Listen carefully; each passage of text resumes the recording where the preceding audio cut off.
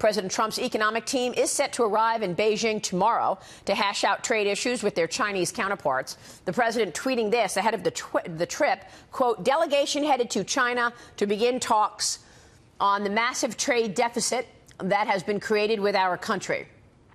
Very much like North Korea, this should have been fixed years ago. Not now. Same with other countries and NAFTA, but it will all get done.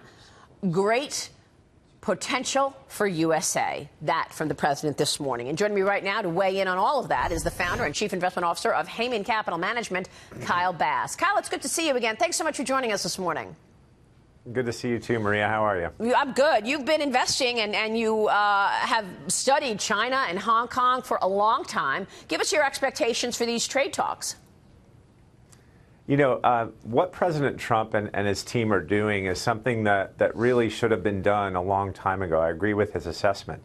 You know, our kind of open door policy with China began with Nixon and Kissinger, accelerated under Reagan and Clinton, and even through Bush and Obama. So this is a nonpartisan argument that our country has to tackle. We're transferring, you know, $450 billion plus of our wealth to China every year. And we just need to level the playing field. And what's going on over there between IP theft and deceptive trade has to be stopped. And I applaud his efforts. Yeah, I mean, this is an important story, and I feel like everybody gets this because we know that China has been stealing intellectual property for years. And the other thing they're doing, Kyle, is they're transferring the technology. They're involved in about 10% of venture capital deals. So they invest in these companies that have these innovations in AI and robotics. And then they just transfer the technology to Chinese companies and ultimately beat us at our own game. That's one of the reasons you were against a Broadcom-Qualcomm deal, because these companies are the underlying underpinnings of a lot of important technology in the United States. Isn't that right?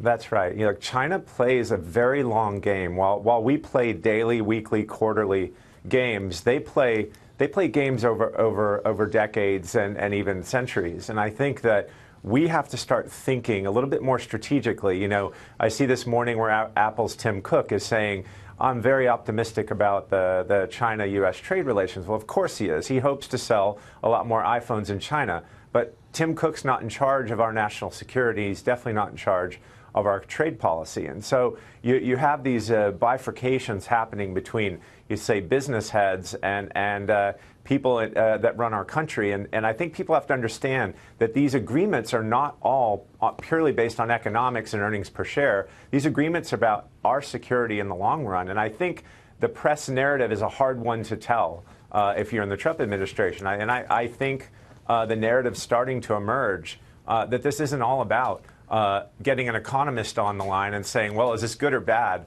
for our economy? Well, something that could be good for our economy on the front end, but giving away all of our technology and our intellectual property on the back end is terrible. Yeah. And we're starting to realize this. And look, the Chinese are starting to play games in Silicon Valley, whereby they're starting to invest through Chinese state-owned VCs in U.S. technology companies just to block those companies' ability to sell their wares to the U.S. government. Wow. I mean, they're playing such an incredible offense that hopefully our defense and intelligence agencies, you know, let's say, start to move forward on this. And I feel like we are finally moving in the right direction.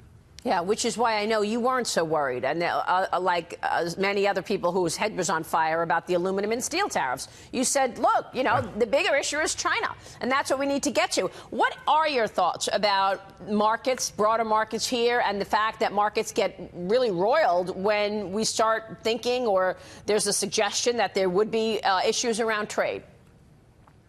You know, I think if you look at the market's reactions to the various impositions of tariffs by the Trump administration, how long have they lasted? They've lasted 2 or 3 days, 2 or 3 trading days, and then the market forgets about it and the market comes back up. You know, when you look at global GDP, you look at the growth in the emerging markets, you look at growth in emerging Asia, everything looks fine today. You know, the 800-pound gorilla in the room is the construct of China's credit markets. You know, they're approaching $50 trillion worth of bank assets on a GDP of 12. So the real risk to the world is China finally having its comeuppance in its banking sector. I find it I find it comical that China is now opening itself to further foreign investment in their banks. Of course, you think about the spider saying that to the fly. Once they've ruined their credit system, of course they'll invite overseas dollars. Yeah, good point. What's your take on allocating capital today? Your big clients, institutional clients, fund of funds. How are you allocating capital for them right now? From my perspective, there are a few bright spots in the world, and I think Southern Europe is finally coming out of kind of the European crisis that of course, Europe entered shortly after our financial crisis. And, we've spent a lot of time focusing on Greece, so we have a lot of our assets allocated to Greece because they've essentially gone through a Great Depression for 8 years. So there are bright spots in the world. The places where I think we all need to be focused on is our trade relations with China, the summit with Kim Jong-un, and I think something that's undercovered in the media is July 1st, we're going to have a Mexican election. And, you have a guy coming in that is leading in the polls, AMLO or Lopez Obrador, that has compared Mandela to Castro to Mandela, and he's somewhere between Castro and Chavez. I mean, AMLO is a complete nut job. Yep. And I think he's going to win the election in Mexico in July. So when we start talking about renegotiating NAFTA, NAFTA is a complete ball in the air in the next 2 or 3 months. And I think that's a real risk to, of course, I'm in Texas, so our trade negotiations or trade relationships with Mexico are something that people really need to be focused on. And maybe being careful allocating money to Latin America at the current moment. That's a good point, which is why the president wants to get a new NAFTA deal in place within the next 2 weeks. Actually, from what I'm hearing, we actually could see that if we were to get this new deal in place before the elections, July 1. Let me ask you about Tesla. They're reporting after the close tonight. A lot of negative headlines on the company recently, Kyle, that they burn more cash than they do fuel. So let me first state by saying that I love the product. We've invested in 2 of them, and they're a lot of fun to drive. And I think Elon Musk is a visionary. Yes. If one is to be pragmatic and just deeply analytical about Tesla's balance sheet, I have no idea how the statement that he made recently publicly could possibly be true, meaning they don't need to raise capital this year. I think that statement's going to prove to be false. I think that if they're serious about rolling out the big truck and the Tesla Roadster, that they're going to need to raise $2 or $3 billion this year. And then the question is, what did Elon Musk say publicly, and is that a securities law violation? Well, I guess we'll see sometime in 2018. All right, we'll be watching that. Kyle, it's great to see you. We'll see you Friday. Thank you. Kyle Bass.